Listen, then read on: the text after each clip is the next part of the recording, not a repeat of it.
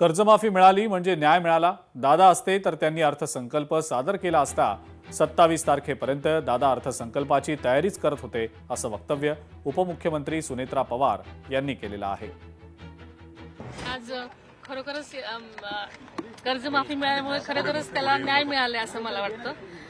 खरं तर 27 तारखेपर्यंत आदरणीय दादा या अर्थसंकल्पाची तयारी करत होते आणि येऊन सगळ्यांच्या मीटिंगच घेणार होते आणि आपण सगळेजण पाहताय की दादांची आर्थिक शिस्त त्याची छाप या सगळ्या अर्थसंकल्पावर दिसते।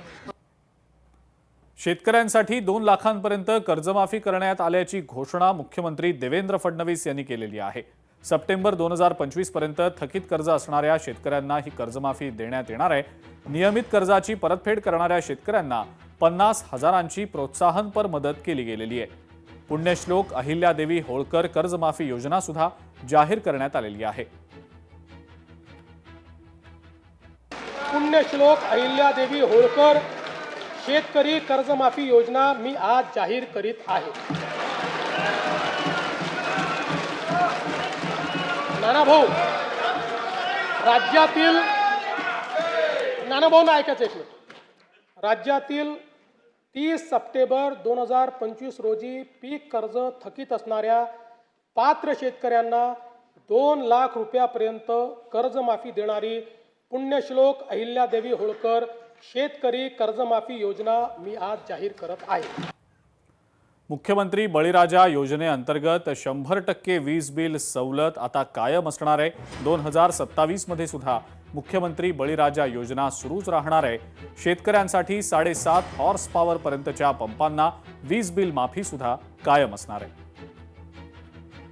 मुख्यमंत्री बळीराजा मोफत वीज योजनेअंतर्गत 7.5 हॉर्स पॉवर पर्यंतच्या कृषी ग्राहकांना वीज बिलामध्ये 100% सवलतीच्या अनुषंगाने योजनेच्या अंमलबजावणीपासून तर फेब्रुवारी 2026 पर्यंत 32,756 कोटी रुपये वितरित केले आहेत आणि सन 2026-27 मध्येही ही योजना सुरूच राहणार आहे आणि त्याकरता 20,000 कोटी रुपये एवढा निधी आरक्षित करण्यात आलेला आहे।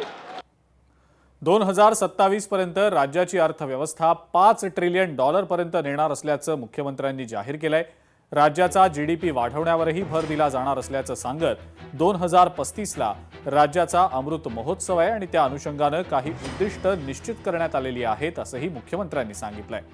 विकसित महाराष्ट्र 2047 साठीचा महत्त्वाचा टप्पा असून यापुढे सर्व अर्थसंकल्पांमध्ये विकसित महाराष्ट्राचं प्रतिबिंब दिसेल, असं मुख्यमंत्री म्हणाले। परकीय गुंतवणुकीमध्ये महाराष्ट्र अव्वल असून राज्याचं नवं गुंतवणूक आणि सेवा धोरणही मुख्यमंत्र्यांनी जाहीर केलंय। देशाचे आर्थिक इंजिन असल्याने विकसित भारत 2047 च्या स्वप्नपूर्तीत आपला वाटा सर्वात मोठा असेल। राज्याची अर्थव्यवस्था सन 2047 पर्यंत $5 ट्रिलियन करणे हे राज्याचे मुख्य ध्येय आहे। या ध्येयाची पूर्तता करण्याच्या दृष्टीने विकसित महाराष्ट्र 2047 चे विजन डॉक्युमेंट जाहीर करण्यात आले आहे। सन 2026-27 हे वर्ष सामाजिक समता व समरसता वर्ष म्हणून साजरे करण्यात येईल। त्यांच्या कार्याचा गौरव करून विविध सामाजिक उपक्रम राबविण्यासाठी आवश्यक निधी उपलब्ध करून देण्यात येईल। हिंदुहृदय सम्राट बाळासाहेब ठाकरे यांच्या जन्मशताब्दी वर्षपूर्ती निमित्त मी त्यांना अभिवादन करतो।